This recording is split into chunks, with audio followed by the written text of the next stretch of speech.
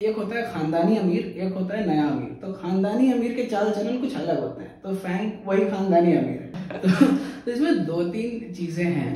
पहला तो ये कि इकोनॉमिक पर्सपेक्टिव है। देखो ये तो एक बेस्ट प्रैक्टिस है कि अगर तो आप जॉब कर रहे हो नई, इसमें 6 महीने का अगर आपके पास नेट लाइबिलिटी वर्थ के पैसे अकाउंट में नहीं है तो वो आपका प्रॉब्लम क्रिएट करेगा। दूसरा ये है कि हम बारिश होने से नहीं रोक सकते, हम छाता खोल सकते हैं। तो ये ले ऑफ की जो बारिश हो रही है इसको रोकने का, इसको स्पेकुलेट करने का कोई सेंस नहीं है कि आज बाढ़ आएगी कल बाढ़ आएगी। अपना छाता खोलो, कोडिंग करो, डिजाइनिंग करो, प्रैक्टिस करो, अपने जॉब के लिए खुद को प्रिपेयर करो। क्योंकि डर जो है ना वो बाहर की परिस्थितियों से नहीं, अपने अंदर की कमजोरियों से लगता है कि भाई अगर उसने निकाल दिया, इसका डर नहीं है तो क्या, अगर उसने निकाल दिया तो मेरे को कोई लेगा नहीं, इसका डर है। सो यार आज हमारे साथ है अमृत, जो कि एक टैलेंटेड इंजीनियर है। उसके साथ मेरे कॉलेज के दोस्त है और एक एक्स फैंग एम्प्लॉई है। आज इनसे हम लोग बात करने वाले टॉपिक देख के तो आपको क्लियरली समझ में आ गया हो क्या क्या चीजें बात करने वाले हैं। पर ये कन्वर्सेशन बहुत ही ज्यादा इंटरेस्टिंग होने वाली है।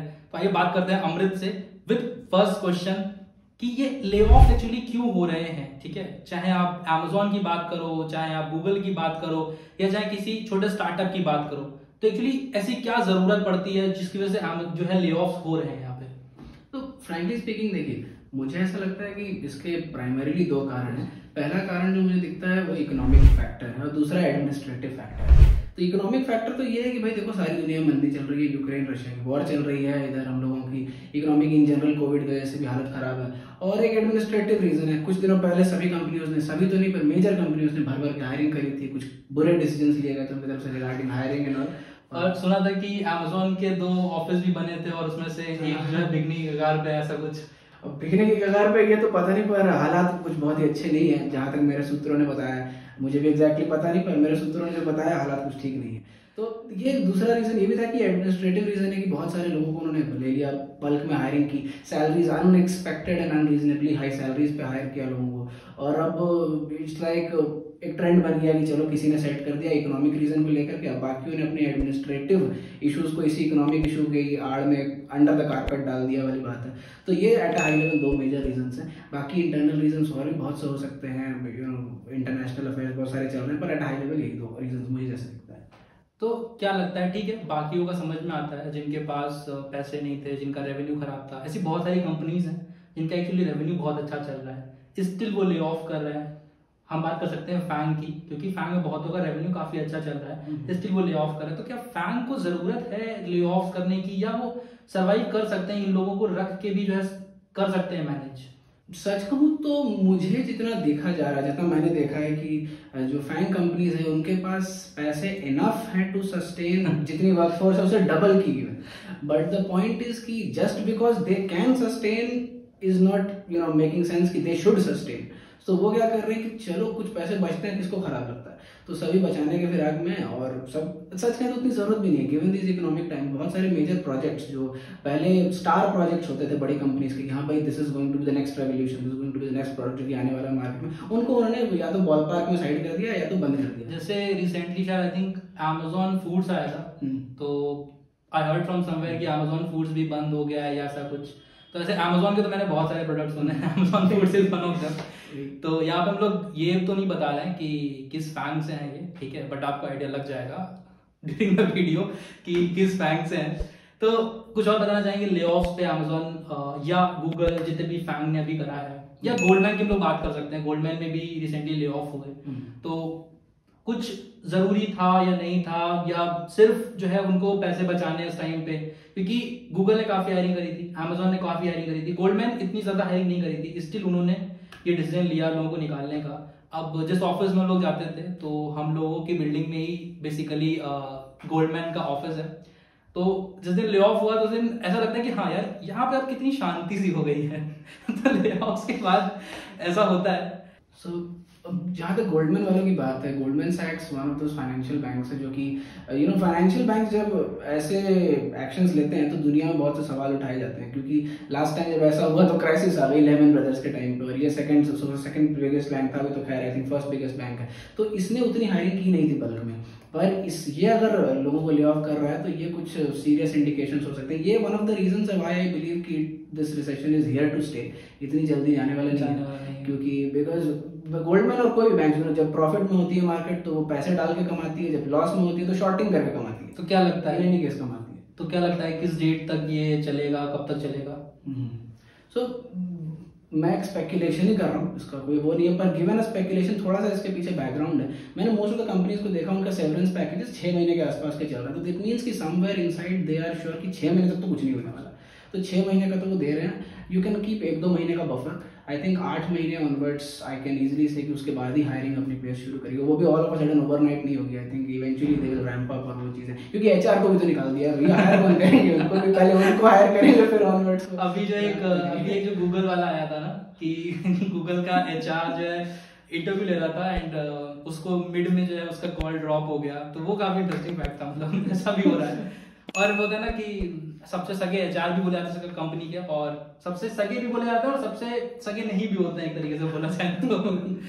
सो ठीक है, तो अगर ले ऑफ्स होता है, रिसेंटली ही also joined some other startup, ठीक है, और एक फैंग से इन्होंने छोड़ के किया था क्योंकि ऑलरेडी आइडिया था आई थिंक कि क्या होने वाला है, राइट? सर्कमस्टांसेस दिख रहे थे, और वो तूफान के पहले का सन्नाटा दिख रहा था हमारे ऑफिस में, हर जगह मातम का माहौल था, तो मैंने देखा इस थोड़ी सी नेगेटिव वाइब से बाहर निकलते हैं, थोड़ी चीयरफुल स्टार्टअप वाइब में जाते हैं जहाँ पे थोड़ा सा उत्साह बना रहे, तो हमने एन मौके पे छोड़ करके नई कंपनी आएगी। तो पुरानी कंपनी के हिसाब से अभी कंपनी में पैसा कम है, ज्यादा है? तो क्योंकि मैं समय रहते माहौल को बांध करके छोड़ दिया था, मैं कुछ वक्त पहले से तैयारी में लग गया था, तो I was able to negotiate good salary compare to पिछले वाला। एक अलग दिक्कत है कि फैंग की सैलरी मैच करने को बाहर वाले रेडी नहीं हो रहे थे, पर eventually I was able to find, ये कंपनी ने बोला कि यहाँ पे मैच कर लेंगे, तो it was not a very high increment, पर ठीक है, इट वॉज गुड।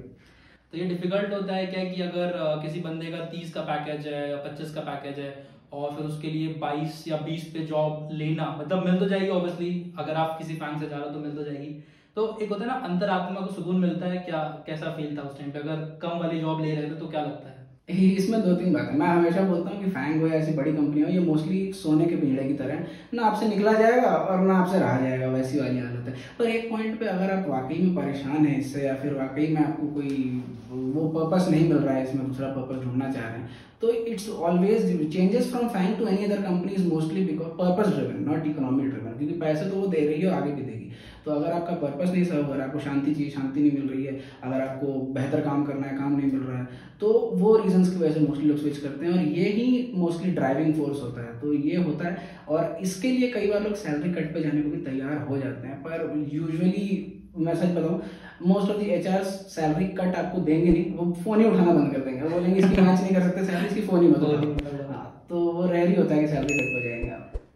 तो एक नेक्स्ट क्वेश्चन काफ़ी लोग भी पूछते हैं और मेरे को भी डाउट है, जब से मैंने करियर स्टार्ट करा है सॉफ्टवेयर फील्ड में, तो कहीं ना कहीं नहीं लगता है कि फैंग थोड़ा ओवररेटेड हो जाती है? कभी कभी लिंक्डइन पे हम लोग देखते हैं, सो लोग थोड़ा सा बाकी स्टार्टअप्स को, बाकी कंपनीज को जो काफ़ी अच्छे कल्चर होती हैं, अच्छी सैलरी दे रही होती हैं, तो फैंग के चक्कर में वो थोड़ा दब जाती है और फैंग ज़्यादा ओवररेटेड है उस कंपैरिजन में। सच कहूँ तो फैंग ओवररेटेड तो है in terms of work culture at least, ठीक है, क्योंकि मैंने देखा बहुत से मेरे दोस्त बाकी कंपनियों में, मैं भी अभी नई कंपनी में गया हूँ, काम अच्छा है, करते हैं, कुछ चीज़ें हैं जो वाकई में फैंग में अलग है, और मैं उसको कंपेयर कर सकता हूँ। फ्री का खाना नहीं, फ्री का खाना नहीं, वो हर जगह मिल रहा है आजकल। तो एक्चुअली 2-3 चीजें हैं जो इसमें यूनिक है। पहला तो ये, एक होता है खानदानी अमीर, एक होता है नया अमीर। तो खानदानी अमीर के चाल चलन कुछ अलग होते हैं, तो फैंग वही खानदानी अमीर है, ठीक है। तो नए वाले भी कोशिश कर रहे हैं, पर उनकी वो रूप सज्जा नहीं आ पा रही, एक तो ये है। और दूसरा रीजन ये है कि जो खानदानी अमीर होते हैं ना, तो उनके एक ट्रेडिशंस होते हैं। सेम फैंग के एक वेल एस्टेब्लिश्ड प्रोसेसेस है, हर चीज़ को करने का एक सलीका है, और वो जो डॉक्यूमेंटेशन के फॉर्मेट, हर चीज़ है वेल एस्टेब्लिश्ड है। तो ये actually they are the trend setters of best practices in software industry. तो ये आप सीख सकते हैं। मैं अभी नई कंपनी में मैं गया हूँ, तो नई कंपनी में जो मैंने सीखा था फैंग से, वो मतलब वो लोग देख करके बहुत ही प्रभावित हुए इस बात से कि तुम्हें ये सब आता है। तो वो ये एकलौता यही एक रीज़न है फैंग का। अपार्ट फ्रॉम दिस ऐसा नहीं है कि वो कुछ अलग बना रहे हो, ये कुछ और बना रहे हैं या फिर ऐसा कुछ। पर हाँ, कुछ बेस्ट प्रैक्टिसेस तो अगर आप अच्छे लर्नर हैं तो ज़रूर सीख के जाएंगे।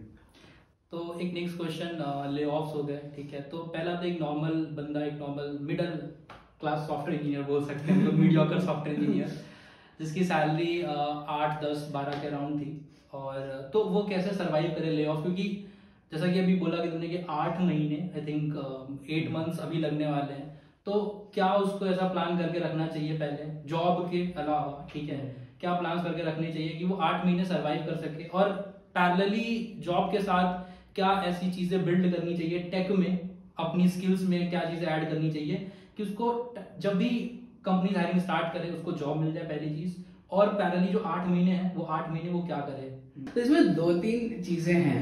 पहला तो ये कि इकोनॉमिक पर्सपेक्टिव है। देखो ये तो एक बेस्ट प्रैक्टिस है कि अगर तो आप जॉब कर रहे हो नए इसमें 6 महीने का अगर आपके पास नेट लाइबिलिटी वर्थ के पैसे अकाउंट में नहीं है तो वो आपका प्रॉब्लम क्रिएट करेगा। तो जब हमारी कंपनी में भी जब सन्नाटा छाया था इसका, तो कहीं ना कहीं एक पीछे से आवाज आ रही थी निकाल देंगे तो 6-8 महीने तो हम मतलब ऐसे भी जी लेंगे। तो ये पहले तो कॉन्फिडेंस होना चाहिए। तो सैलरी 12 लाख हो, 3 लाख हो, 50 लाख हो, अगर 6 महीने वर्थ का आप अपना हिसाब नहीं रख सकते तो ये ब्लंडर है। पहला तो ये। दूसरा ये है कि हम बारिश होने से नहीं रोक सकते, हम छाता खोल सकते हैं। तो ये ले ऑफ की जो बारिश हो रही है इसको रोकने का, इसको स्पेकुलेट करने का कोई सेंस नहीं है कि आज बाढ़ आएगी कल बाढ़ आएगी। अपना छाता खोलो, कोडिंग करो, डिजाइनिंग करो, प्रैक्टिस करो, अपने जॉब के लिए खुद को प्रिपेयर करो। क्योंकि डर जो है ना वो बाहर की परिस्थितियों से नहीं, अपने अंदर की कमजोरियों से लगता है कि भाई अगर उसने निकाल दिया इसका डर नहीं है, तो क्या अगर उसने निकाल दिया तो मेरे को कोई लेगा नहीं इसका डर, या हम क्या करेंगे उस टाइम पे वो 5-6 महीने। तो बी कॉन्फिडेंट कि हाँ अगर निकाल देंगे आई एम वेल प्रिपेयर्ड, मैं दूसरी जॉब ले लूंगा। लाख के अक्रॉस अराउंड कंपनीज हैं इंडिया में, हमें सिर्फ एक चाहिए, मिल जानी चाहिए आई थिंक अगर प्रिपेयर्ड हो तो। ठीक है, तो ले ऑफ का तो बता दिया आपने, ठीक है कि ले ऑफ में कैसे सर्वाइव करना है। एक बार थोड़ा सा पर्सनल जर्नी के बारे में पूछना चाहेंगे कि भाई कॉलेज ठीक है या स्कूल कैसा था, कॉलेज कैसा था। कॉलेज ऑब्वियसली मेरा कॉलेज था, तो अगर आप पुराने व्यूअर होंगे मेरे तो पता होगा, नए व्यूअर हो तो बता देंगे अमृत कॉलेज के बारे में।